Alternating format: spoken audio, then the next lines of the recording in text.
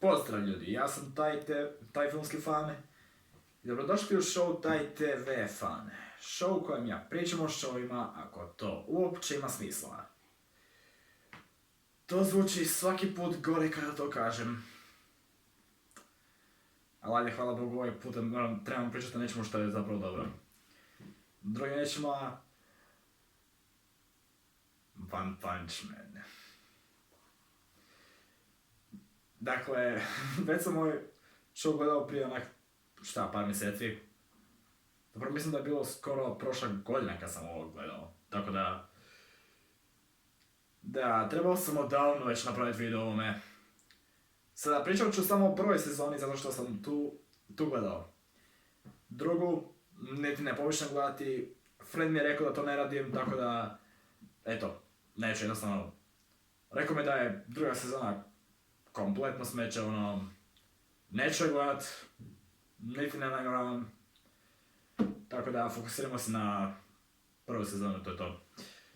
Tako da, One Punch Man sezona 1 je napravljena u 2016. i... da, poprilično je dobro. Ok, znači... Nisam siguran kako bi trebao opisati ovaj show bez spoilenja, ali... nekako ću pokušati ne spoilati bilo što. Tako da ovaj show je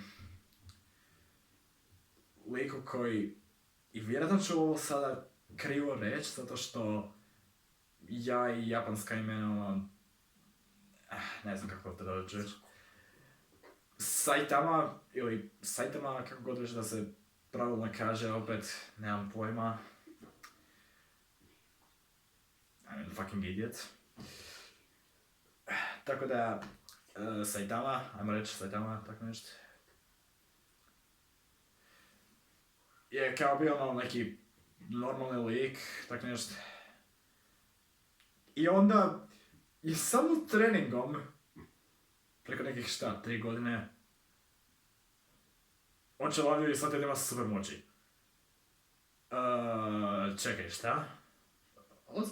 Otkud sve ovo? Kao, okej, fine, ali... Kao, objašnjenje za njegove moći apsolutno nema nikakvog smisla. To je, ajmo reći, jedan dio s kojim nisam baš bio skroz siguran kako bi se trebao osjećati, zato što... Kao, nemojte mi krivo sad, ovo je dobar show i to sve, ali... Ozbiljno, objašnjenja za njegove super moći su... treniranje, trčanje i... takve stvari, sve dok ne očelovi. Ozbiljno, to je objašnjenje. To je objašnjenje za njegove overpowered super moći. Ovaj lik može doslovno razvojiti dilska čuvišta koje niko ne može razvojiti sa samo jednim udarcem. I objašnjenje za to je trening. Ozbiljno. Sve osnove iz ovog showa je tako dobro i onda ovaj dio sa treniranje ti da super moći. Koji fucking vrag? Koji? Znači, ako svaki dan radite 100 sklekova i trčite nekih 5 kilometara, svaki dan, u 3 godine, dok ne očelavite, možete razvojiti svoje neprijatelje sa samo jednim udarcem. To je objašnjenje. To je objašnjenje. Ozbiljno. Mislim, okej, dobro, originalno, ali... Ozbiljno, to je objašnjenje. Trening. Bruh. To je jedan od najvećih momenata ikad.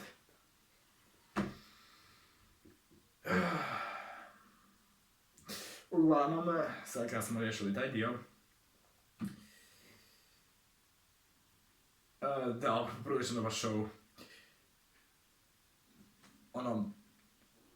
Doslovno, ovaj lik je toliko overpowered da već u prvoj epizodi nam objasni da je on superheroj samo iz zabave.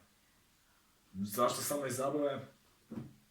Zato što mu više uopće nije za ono bojiti se protiv neprijatelja, onih samo možeš razvojiti jednom udarcu, tako da... Gdje je to zabava, ono jednostavno... ja sam superheroj za zabavu, ono... Samo tako zato što... Nema nekakvog challenge-a, ništa, ono jednostavno... Ja sam superheroj zato što me to zabavlja. To je bilo malo smiješno reći. Prostite, moj kameraman glednik pustio off kamera. Uglavnom... Još jedna stvar koju sam malo shvatio je... Ovaj lik je overpowered. Doslovno, može sve razoriti sa jednim udarcem, mislim, to mu je ime, ono, One Punch Man. I njegov kostim izgleda kao nešto što bi neki klinac napravio od svojih pidžama. Ozbiljno. Overpowered superheroj ima to djelo koje izgleda kao nečiji kostim za Mark Čirca kad ste imali 5 godina. Nevjerojatno, ono, jednostavno. Svaki put postaje smiješni i smiješni, ono. Jednostavno, zašto? Zašto, pragu? By the way, ja sam već spomenuo da moji videi nisu za djecu. Jer moji videi nisu za djecu, ako to ne shvaćate. Okej? YouTube, jer vi to shvaćate? Zašto ako ne shvaćate, onda...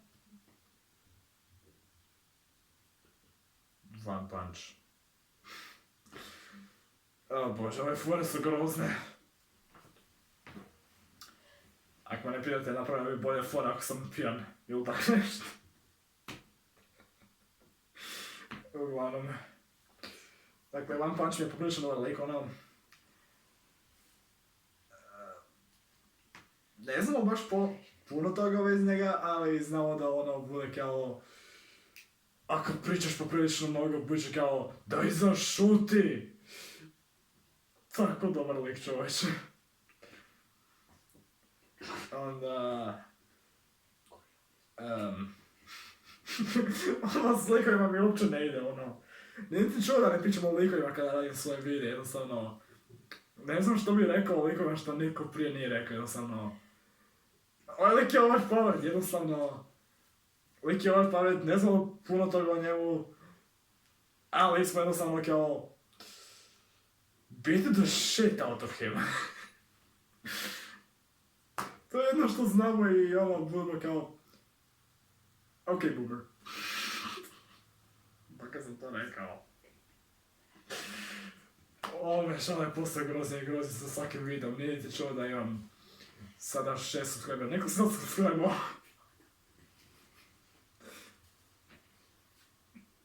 Opet oprostite, moj kameraman...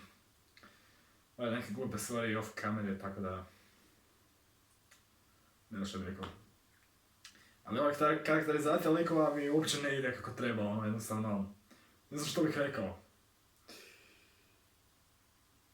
Onda... Da vidim, kojem liku još mogu pričati? Da. One Punch Manov, ajmo reći učenik, tako nešto. Ne znam, zove ga svojim masterom, tako da ono... Uglavnom, Genos, onaj... Kiborg, ga reći? Da, Kiborg, da. Koji se pojavio u drugoj epizodi prve sezone. On se doslovno bori protiv neke blibiše koje onako Martha, neki koji... Ja nemam blaga pojma što je ono bilo na početku druge epizode, ali je bilo ono fucking... koji... Uopće ne kužim što se tamo događalo. Uglavnom, on se jednostavno onak pojavio i ja sam bio kao... super, ko je sad ovo Edgelord? I onda budemo kao... čekaj, pa nije Edgelord, tako da... Sve okej. Sve okej, nije Edgelord, okej.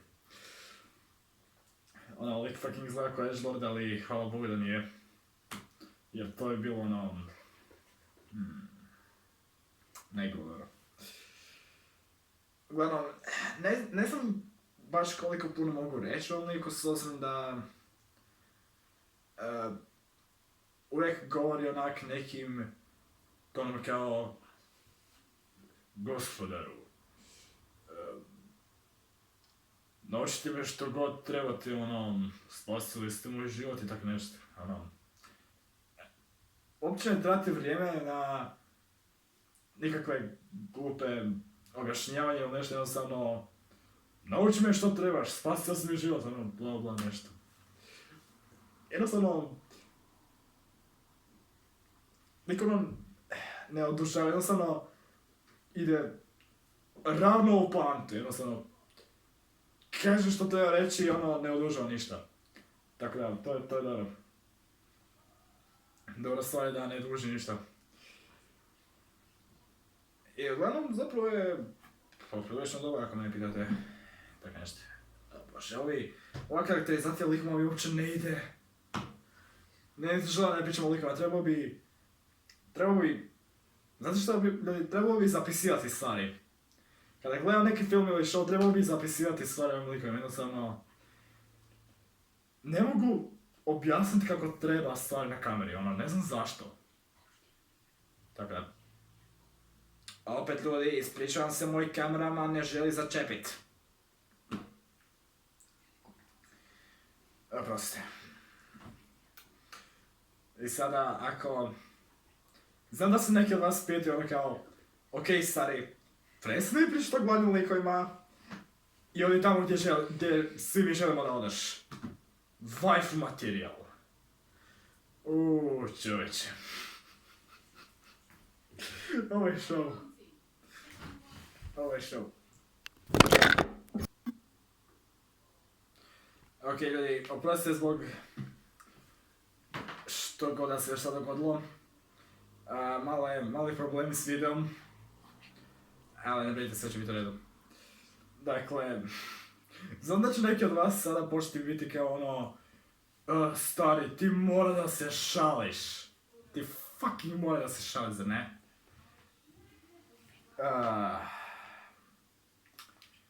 Ne šalim se i ne brinite se, imam objašnjenje. U ovoj seriji nema baš puno waifu materijala, tako da... Imam s čime mogu raditi, okej? Jedno da ima ikakvih animatora u ovoj cijeloj seriji, tako da... Opet, znam da ćete komentirati kako nisam normalan i da nemam blage pojma što govorim, ali opet... To je bilo jedino što imam, tako da morat ću pričati o jednom liku koji je, ajmo reći, dovoljno bitan u ovoj seriji, ili, ajmo reći, bitna, tako nešto, da njoj mogu pričati, ajmo reći, jer opet, skoro pa nema cura u ovoj seriji. Da rečima, Tornado, da. Dobro ste me čuli. Fucking Tornado je. Moram li uopće išta objašnjavati ovdje? Mislim da svi shvaćate o čemu govorim, da ne? Gledajte, opet, ova serija, da nema anime cura u ovoj cijeloj seriji, tako da... Tako da, nemojte me pitati zašto freaking Tornado, zar ti ne znaš apsolutno ništa o anime seriji? Znam stvari, ali, opet, skoro pa nema cura i ona jedna koja zapravo radi nešto mislim. Bacila je cijeli fucking meteor na nekakav, što ja znam, Godzilla rip-off, tak nešto. Ne znam, neko dilsko čušte. I ima neke psychic moći, znam da, znam da još uvijek misle da sam ludio u tome sve, ali opet, to je jedini waifu materijal u ovoj seriji. Osim ako nešto ne propuštam, jer su oni likovi na kompjuterima imali ikakve... Jer su oni neki random ljudi sa strane na kompjuterima imali nekakav materijal. Ne baš, tako da... Opet radim što imam, tako da... Fucking Tornado, jebote. Ne znam što... Nemam blaga što bi više trebao reći, osim... Sad ja to mislim da sam lud. Opet kad imate seriju koji je to najbolji ovaj materijal, ono, morate riskirat par stvari. Čak i svoj ludost. Uglavnom ljudi, gledajte prvu sezonu One Punch Mana, drugu sezonu niti ne pomišljajte, vjerojatno je grozno. I kao i obično, ja sam taj filmski fan i vidimo sljedeći put.